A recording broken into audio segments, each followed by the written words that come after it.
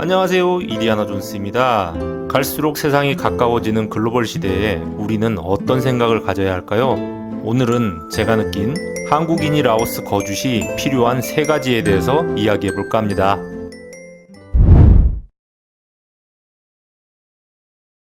라오스에서 단기 여행이 아닌 장기적인 생활을 하신다면 필요한 첫 번째는 바로 문화적 이해입니다. 저희 채널 시청자의 대다수는 40대에서 70대의 중장년층이신데요.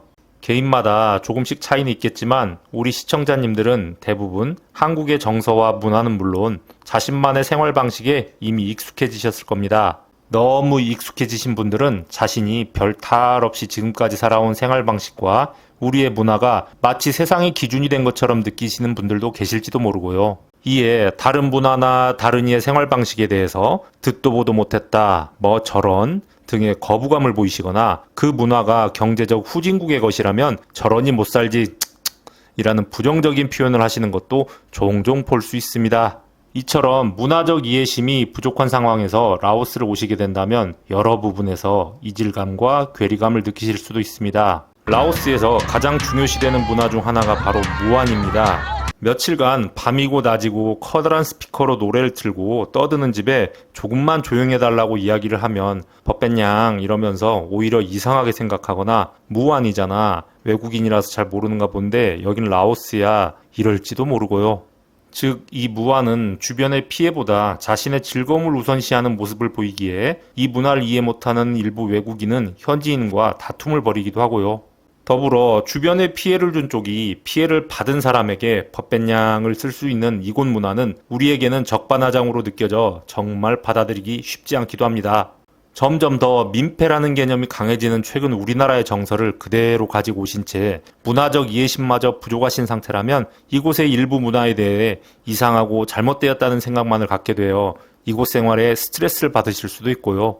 현지인이 절대다수인 곳에 살면서 그들이 바뀌어야 한다는 가능성이 떨어지는 기대보다는 이방인인 우리가 그 문화에 적응하고 이해하려는 자세가 라오스뿐 아닌 전 세계 어디에서도 효율적이지 않을까 생각됩니다.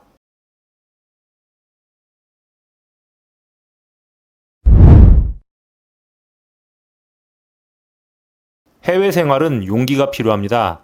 지금까지의 삶의 터전이 바뀌는 일이다 보니 대부분 생각만 할 뿐 실제 행동으로 옮기기엔 큰 결단이 필요하니까요. 그 나라에서는 뭐 먹고 살아야 하나? 집은 어떻게 구하지? 비자는 어떻게 하는 거야? 차나 오토바이는 어떻게 구하지? 아프면 어떡하지? 등 참 많은 생각과 고민이 들죠. 언어는 어떻게 배우지? 영어는 통할까? 영어도 다 까먹었는데. 한국인 특유의 사서 걱정까지 더해지면 더욱더 망설여지는 게 해외 생활입니다. 만약 가장 중요한 자신의 해외 생활의 목적과 이유에 대해서 치열하게 고민하고 어느 정도 결정하였다면 완벽한 준비가 될 때까지 기다리기보다는 사소한 부분에 있어서는 과감한 용기로 일단 부딪혀보는 것도 나쁘지 않은데요. 시청자님들의 댓글이나 이메일을 보면 가끔 거기에 살까 하는데 왜 비행기가 비싼가요? 밤에 도착하면 택시가 있나요? 라오스가 인터넷이 되나요? 라오스가 영어가 통하나요? 라오스어 한마디도 못하는데 라오스 생활이 걱정됩니다. 달러를 가져가면 쓸 수 있나요? 등 사소한 것에 미리 걱정하시는 분들이 계십니다. 저는 오히려 그분들의 고민이 걱정이 아닌 그분들이 걱정이 되는데요. 질문 상태를 보면 중요한 것과 사소한 것의 구분을 못하시는 현재 질문자의 상태를 엿볼 수 있기 때문입니다. 언어 부분도 이전에도 언급하였지만 한국인이 라오스어를 못하는 건 지극히 당연하기에 한국에서 공부하기 쉽지 않은 라오스어를 준비하기보다는 비교적 배우기 쉬운 영어를 준비하시는 게 효율적이고, 라오스어는 현지에서 배우고 써가면서 익히시면 효율도 높아지니 라오스어를 못하신다고 미리 걱정하실 필요는 없어 보이고요. 정리하자면 자신의 해외 생활의 목적과 이유 등의 부분에서 확실하게 인지하고 그것에 맞춰 준비한다면 사소한 것은 그저 준비나 과정일 뿐 걱정과 근심거리가 아니라는 것을 생각해 보시고 사소한 부분에서는 고민보다는 일단 부딪혀 보시는 건 어떠실까요?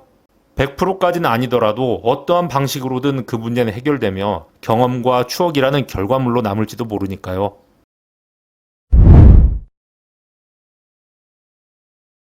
라오스에서 지낸다면 만만치 않게 필요한 것이 여유와 느긋함이 아닐까 합니다.